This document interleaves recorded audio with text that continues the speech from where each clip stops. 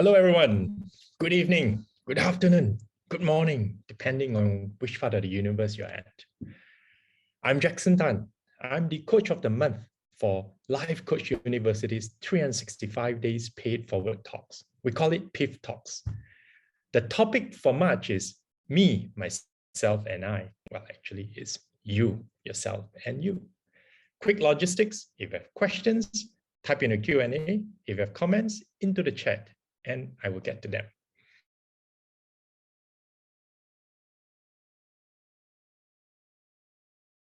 I'm Jackson Tan again, executives to reconnect with themselves so that they have clarity and rejuvenation that will enable them to mount their next breakthrough, whether it is in their career, business, or life itself. Did it feel quick? The day went past very quickly for me. I rushed from one place to the other. So if it felt that way for you, let's pause. I invite you to close our eyes. Let's breathe in, hold, and breathe out. Feeling your shoulders drop. One more breath in. Hold, and breathe out. And last one. Breathe in, hold, and breathe out. Open your eyes and stay with me at the present moment, just now.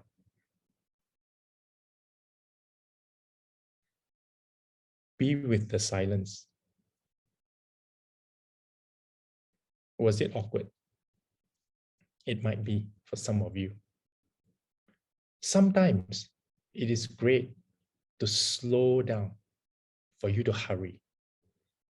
And if we are going to spend the next 15 minutes together, let's make it worthwhile between you and me. I encourage you to be open to the possibility that you're here for more reasons than you think you're here for, allowing that space for us to co-create. So for those who joined us yesterday, if you've learned anything or if there's any insight, please share with us if there's any action that you have taken. I'll be curious to know. So continuing from yesterday's story, my dad again. So my dad was always traveling and he was in sales, right? He would need to take the car and drive up north to Malaysia, down south as we were living in the south. I saw him in action because he was such a great dad. He took us along during our school vacation. We saw him negotiating with his customers. We saw him entertaining them. And he exposed us to great vacations. I always remember Hyatt at Kuantan, that blue swimming pool. He was very generous with us, with food, the clothing that he bought for us. I remember him always coming from his business trip from Singapore. We were living in South Malaysia, just one bridge separating Singapore and Malaysia. And he would come back with this huge basket of fruits. I mean, huge. You can imagine, huge basket of longans, huge basket of lychees, and these fruits that are not easily available at that time in Johor Bahru, south of Malaysia. I remember that he would drive us to the Singapore Changi Airport, Terminal 1. That was like the big thing when it was newly opened, to expose us, to bring us there for meals. It was such a treat.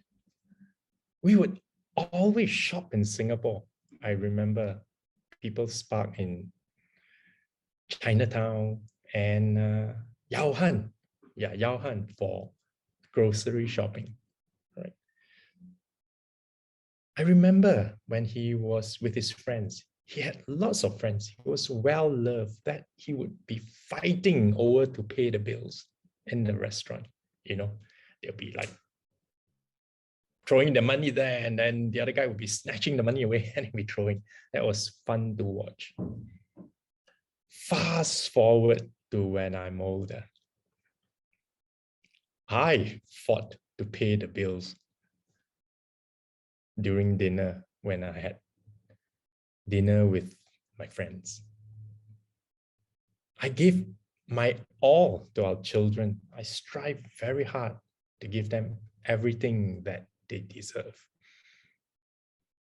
We love to travel. I would bring them all over the world and expose them to the different experiences. Now, where did I learn to do all this from? Exactly mimicking what my dad did. I watched how my parents behaved, and that influenced me to behave quite exactly the same way. On the flip side, he had to regularly entertain his customers and drank way too much. Many a times he would be back pretty smashed up, and those experiences would not be very pleasant. We would run up to our room as soon as we sensed that he had one drink too many, because we didn't want to be in that very uncomfortable position. An incident stuck in my mind.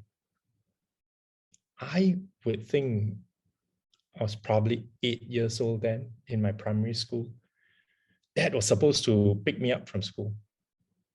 It was in the afternoon session. We finished school at about 6 o'clock. The sun is coming down.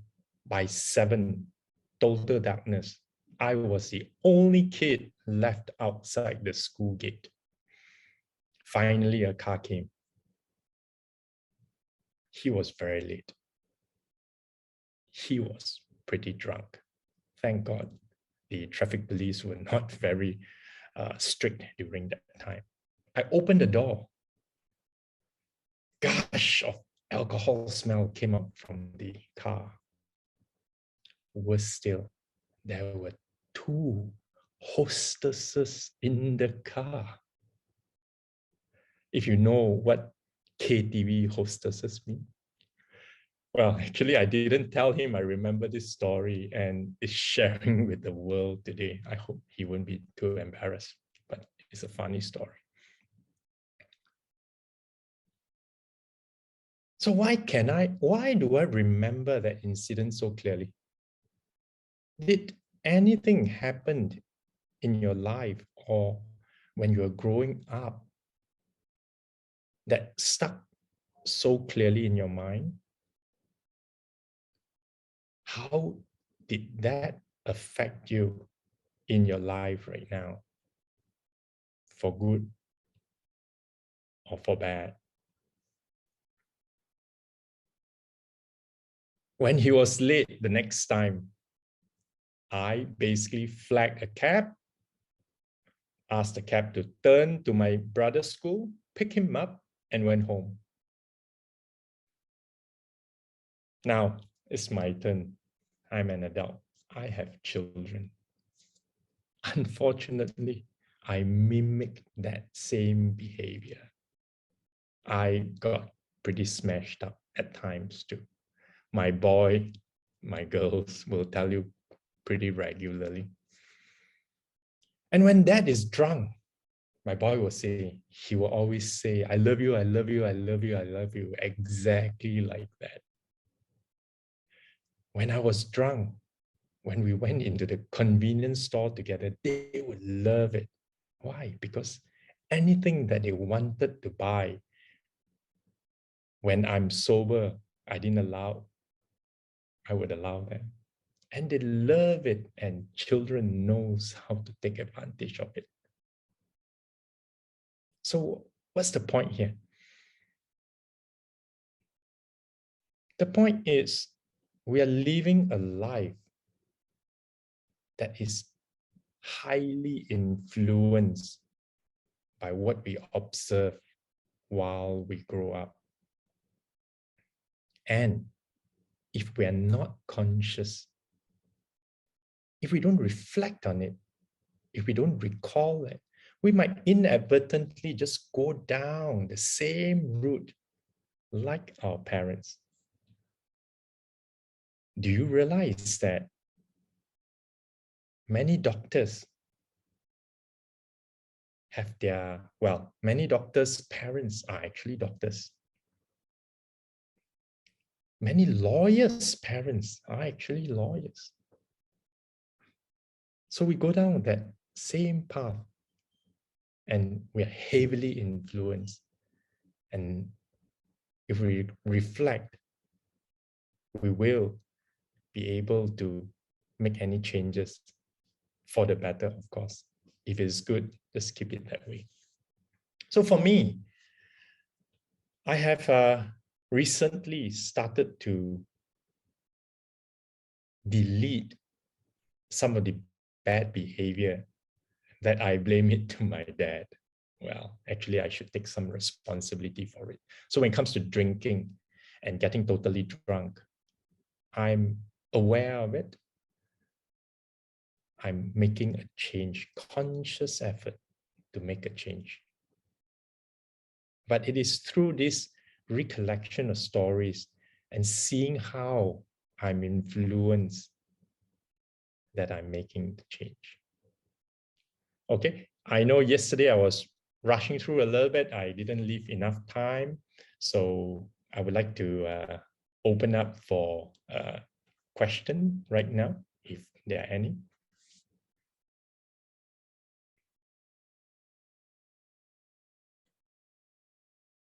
Okay, so there's a question now. There's a question about actually on the first day, like when I spoke about my fears, the fear of funeral. And the question is, how do you overcome your fears? It's I would say you don't have, there's no direct answer to it. I shared that day that one of the way is first recognizing where did the fear come from?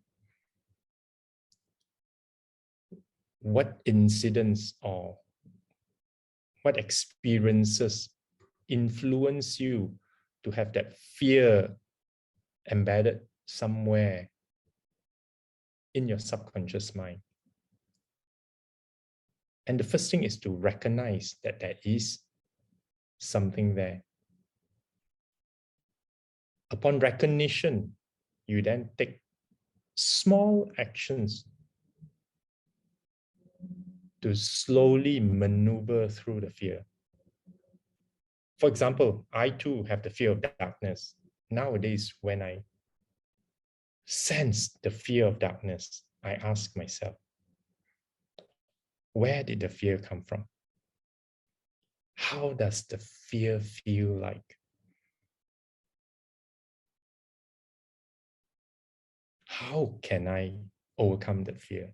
I just throw questions to myself and just trust the process. When you throw questions to yourself, an answer will come up. Okay, so I have another question here. Said, is there any negative impact on you of your parents' behavior up till now?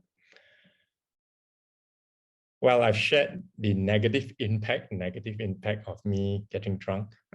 Well, it is probably a combination of many other factors. I wouldn't blame my parents by itself. Obviously, some negative impacts of how I was punished when I grew up, that I too mimic that behavior, and hence my children are the victims of it. Actually, interestingly, I had a chat with my boy yesterday. I shared with him the story about beating him up, and then I apologized. And he said, Dad, you know what? If I have children, I'll probably still punish them by asking them to face the wall. You see? And I told him, Nash, I have messed up your mind. And right now, what I'm going to do is to erase that experience and have you reprogram your mind and use other techniques and tools that are available to handle those situations instead of punishing them. Okay, so unfortunately, I do not have time to answer the questions. If you do have questions that are unanswered and you would like to either ask me more questions, please email me at march2022@gmail.com. So it's a straight me, myself, and I, march2022@gmail.com, and I will take the opportunity to answer any other questions you have. All right. So it's time now for Jackson Tan's tip of the day. Have all of you been frustrated by your children's attempt or insistent to always be on mobile devices, iPad, computer? I tell my children, you guys have a new organ, and it is your mobile phone. But how can we tell our children that when we also have this new organ called the mobile phone? So the tip of the day is, when you wake up in the morning, do not ever touch any electronic devices, whether it is your mobile phone or your iPad or your computer, before you say good morning to your loved ones. If you do touch your mobile devices before you say good morning to your loved ones, trust me, you are addicted. It is difficult not to touch it, and I too am a victim of it, but it's worth a try. Play a game with yourself and see how long you can last by the days, or how long you can last from the moment you wake up till you finally touch the phone. Remember, being aware of it is the first step towards meaningful change. And if you can break the old cycle, you are sending a different signal to your subconscious, which will create a different chemicals in your body. Hence, a different environment will transform your behavior, and it will come out physically different. Okay, so I will leave you with that today. So thank you. It's my pleasure to have you join us today. Again, I'm Jackson Tan, Coach of the Month for March, and this is part of Life Coach University's 365 Days Paid Forward Talk. If you did find any value, please go out and do something good to pay it forward. So I'll see you tomorrow, same time, same link. Goodbye.